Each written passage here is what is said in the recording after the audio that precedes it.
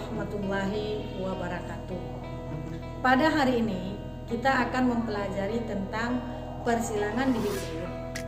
Sebelum kita memulai materi ini, ada baiknya kita berdoa agar ilmu yang kita terima nantinya akan berkah. Ananda sekalian, pada kesempatan ini kita akan mempelajari tentang persilangan dihibrid yang memiliki tujuan yaitu menerapkan prinsip pewarisan sifat berdasarkan hukum Mendel. Yang kedua, menyajikan hasil penerapan hukum Mendel dalam bidang pertanian dan peternakan.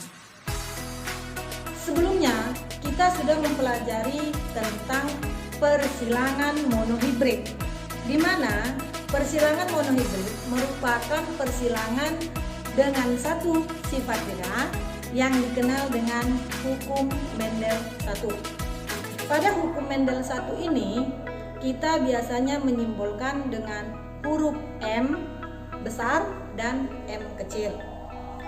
Perlu juga Ananda semua ketahui bahwa Mendel ini dikenal dengan sebutan Bapak Genetika karena Mendel melakukan percobaan dengan menggunakan kacang arcis untuk mengetahui bahwa suatu gen bersifat dominan, maka harus dilakukan persilangan.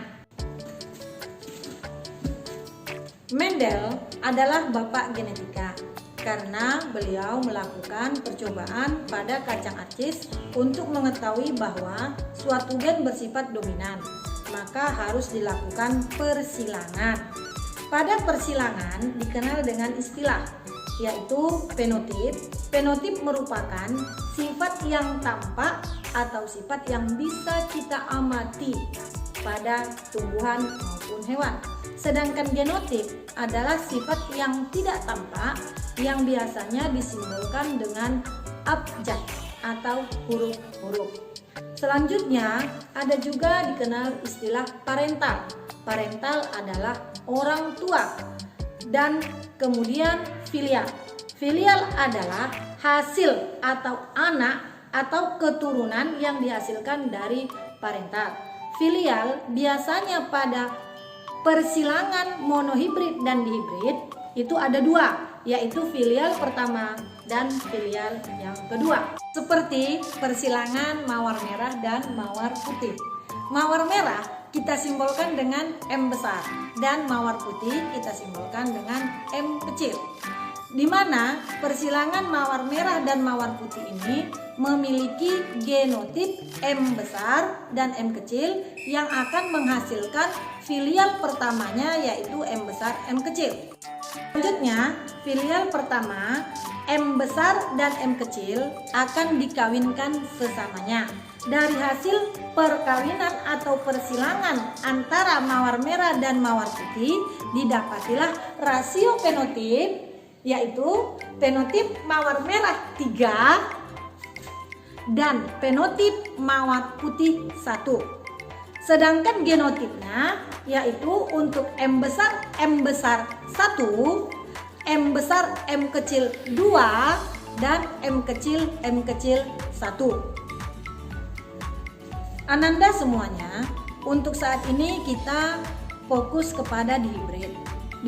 Semuanya, dihibrid dikenal dengan persilangan dua sifat beda atau disebut juga dengan hukum Mendel 2. Di sini pada persilangan dihibrid kita akan memakai bahan alami atau tumbuhan yang sangat sering kita temui di sekitar kita dan bahkan cukup kita kenal. Tetapi kita jarang memperhatikan apa itu tumbuhan tersebut. Di sini Ibu memberikan contoh adalah jali-jali. Tentu kita bertanya apakah itu jali-jali? Jali-jali ada seperti gambar berikut ini.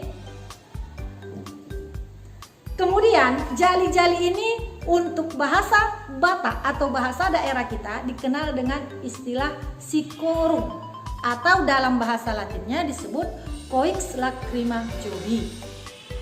Persilangan dihibrid memiliki ciri-ciri, yaitu memiliki dua sifat beda, memiliki gamet yaitu dengan 2 pangkat N atau 4.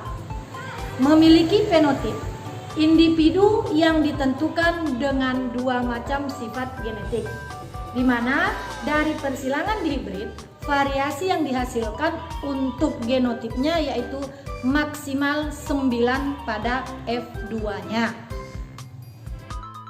Misalkan warna merah kita simbolkan dengan B besar, warna putih kita simbolkan dengan B kecil, warna hijau kita simbolkan dengan K besar, dan warna hitam kita simbolkan dengan K kecil. Maka persilangan dari parental yang bergenotip merah hijau disilangkan dengan parental bergenotip putih hitam akan menghasilkan keturunan semuanya merah hijau. Parental memiliki fenotip merah hijau bergenotip B besar, K besar disilangkan dengan parental putih hitam bergenotip B kecil, dan K kecil akan memiliki gamet B besar, K besar, B kecil, K kecil. Selanjutnya akan disebut sebagai F1 dengan genotip B besar, B kecil, K besar, K kecil. Di mana F1 disilangkan sesamanya dengan memiliki genotip B besar, B kecil, K besar, K kecil, dan B besar, B kecil, K besar, K kecil. Dengan fenotip merah hijau dan merah hijau menghasilkan gamet B besar, K besar, B besar, K kecil, B kecil, K besar, dan B kecil, K kecil. F1 disilangkan sesamanya akan menghasilkan 16 F2-nya, di mana dari 16 F2 itu akan menghasilkan 4 perbandingan fenotip, yaitu yang terdiri dari merah hijau 9, merah hitam 3, putih hijau 3, dan putih hitam 1. Sedangkan perbandingan genotipnya adalah B besar, K besar, K besar 1, B besar, K besar, K kecil 2, B besar, B kecil, K besar, K besar 2, B besar, B kecil, K besar, K kecil 4, B besar, K kecil, K kecil 1, B besar, B kecil, K besar, K besar 2, B kecil, B kecil, K besar, K besar 1, B kecil, B kecil, K besar, K kecil 2, dan B besar, B kecil, K kecil, K kecil 1.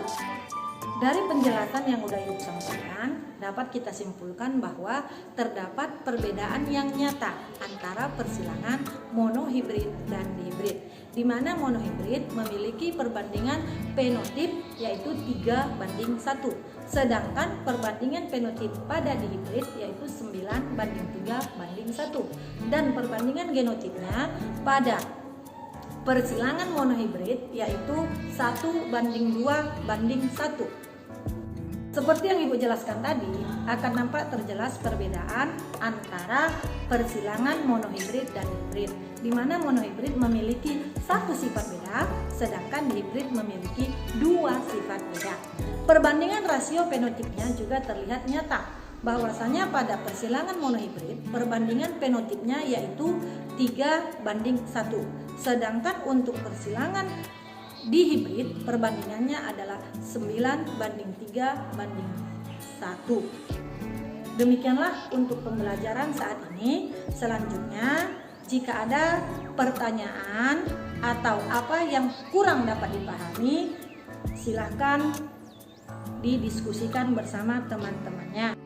Yang akan Ananda laksanakan nantinya yaitu yang pertama, praktekkanlah persilangan berdasarkan objek yang sudah ditentukan, di mana pada persilangan monohibrid Ananda sudah Ibu jelaskan bagaimana menggunakan objek di sekeliling kita untuk dapat dijadikan sebagai bahan pada persilangan dihibrid. Yang kedua, setelah selesai dipraktekkan, tentukanlah rasio fenotip dan genotip dari praktek persilangan berdasarkan objek tersebut.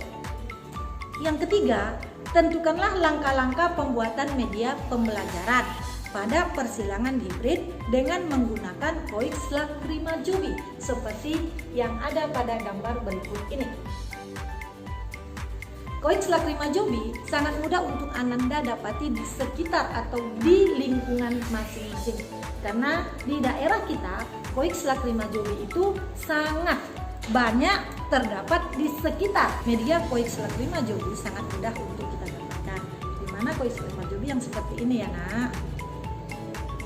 Koiks Lakrima Jobi yang sudah Ananda dapatkan, kemudian Ananda warnai dan Ananda rangkai dengan menggunakan benang nilon dan dijalin dengan memiliki 4 warna dengan memiliki gamet-gamet berikut ini. Selamat mencoba Ananda. Semoga ilmu yang dapat Ananda terima itu menjadi berkah dan menjadi aliran pahala buat seluruh bapak ibu guru yang ada. Nah, sebelum kita tutup pelajaran ini, marilah sama-sama kita bacakan sebuah ayat. Bismillahirrahmanirrahim. Allahumma inni istaudi'uka ma'allamtanihi fardudhu ilayya inda hajati wala tansanihi ya rabbal alamin. Kita ulangi lagi ya, semoga cepat hafal. Bismillahirrahmanirrahim. Allahumma inni istaudi'uka ma'allamtanihi fardudhu ilayya inda hajati wala tansanihi ya rabbal alamin. Artinya, ya Allah, sesungguhnya kutitipkan kepadamu apa yang telah Engkau ajarkan kepadaku, maka kembalikanlah dia kepadaku di saat aku membutuhkannya. Janganlah Engkau buat aku lupa kepadanya, wahai Tuhan pemelihara alam.